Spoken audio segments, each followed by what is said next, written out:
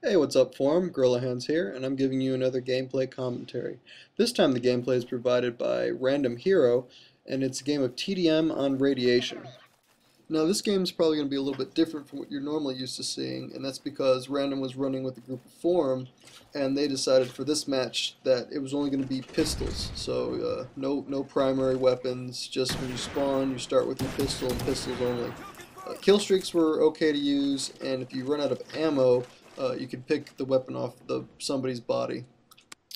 And I like the idea of simply handicapping yourself. When the game kind of gets boring or stagnant, creating these little rules for yourself really keeps the game fresh and going.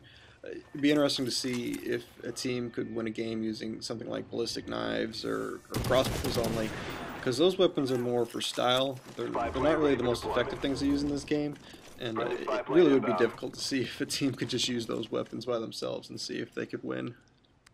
And since this game is pistols only, I decided to talk about sidearms in this game and how it compares to Modern Warfare 2.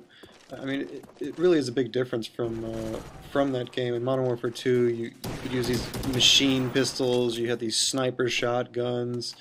I mean, you really had this full armory of secondaries, and this game really nerfed that a lot. You really don't have the capacity to have as much, you don't have as much firepower as you once did. And for me, it really forced me to change my tactics from Modern Warfare 2. I mean, I don't think I had a single class in that game that had pistols as secondaries. I think maybe once I tried akimbo magnums, but I think every one of my classes always had either Raffica, SPAS 12, or the AA-12, and anytime I entered a building I just pulled those guns out. There wasn't really a true incentive to use the pistols just because you had so much firepower with the machine pistols and the shotguns at your disposal. And this game kind of takes you out of, at least for me, it took me out of that comfort zone. I remember when I first started playing it, the second I started going into a building, I'd hit Y, thinking, okay, well, it's time to pull out my close range weapon. But that doesn't really work in this game because secondaries are nerfed and are truly secondaries. I mean, one of the problems with Modern Warfare 2 was you could use the SPAS 12 or even the Raffica or the PP2K or whatever it was. You could use those as primaries for an entire round or an entire match and most likely consistently go positive. And this game kind of diverged from that. I mean, I don't think I could play an entire match or play consistently and do well using secondaries only, and I like that change. It kind of, again, forces you to use your primary. In Modern Warfare 2, I remember there was a little adjustment period for me, because every time I saw a sniper in that game, I thought how I did in COD 4, and that was, okay, this guy's got a sniper and a pistol, close range is going to be easy.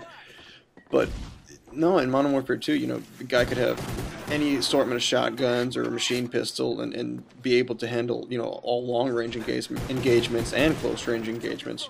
So I'm glad they made those changes back to kind of the COD 4 World at War style for this game. I like the idea that the secondaries are this last offensive that you have. It's not something that you use normally. You truly rely on your primary. And these secondaries are generally harder to use versus Modern Warfare 2. I mean, like the SPAS 12 and the AA-12, you just fire it off in a general direction and you get the kill without really having to aim. In this game, your secondaries, somebody with the better accuracy and the faster trigger finger is really going to excel using these weapons. And you might notice that watching Random play this game. I mean, he does a good job of lining up the shots accurately and firing off a couple rounds before the guy can even react. And he's also the reason that RC car saw a blip on the radar and decided to turn around and take out poor Smoke. Gotta love those RC cars. But I thought I'd ask you guys, what secondaries do you like to use the most in this game? Looks like Random seems to prefer the Python and the M1911, and that gun definitely is the shiniest gun in this game. Me personally, I enjoy for my running gun class, I like the Makarov with the extended mags. They work great, you can pull them out quickly in a bind, and it's a 3-shot kill from, I think, most distances, and it's got, with the extended mags, you can put down anybody you have enough ammo to handle most situations with that one clip. And before I go on, I thought this part was kind of strange that, Random shoots the guy from behind, and he makes zero effort to turn around and look at him whatsoever. I don't know what the guy was thinking, but it got him that chopper gunner, so no complaints I think are coming from Random. Let's see, some of the other secondaries I like to use for my I guess my camper class or my tactical class. Dual pythons work really well. They take a little longer to draw, but they are really effective at close quarters combat. And I also have for my anti-camper class a secondary is the RPG. So those are the three secondaries that I generally like to use the most. But feel free in the comments to let me know what secondaries you guys prefer to use. What's your typical favorite for this game? And I sped up the majority of the end of this match because a lot of people quit or left the game when Random pulled out that chopper gunner.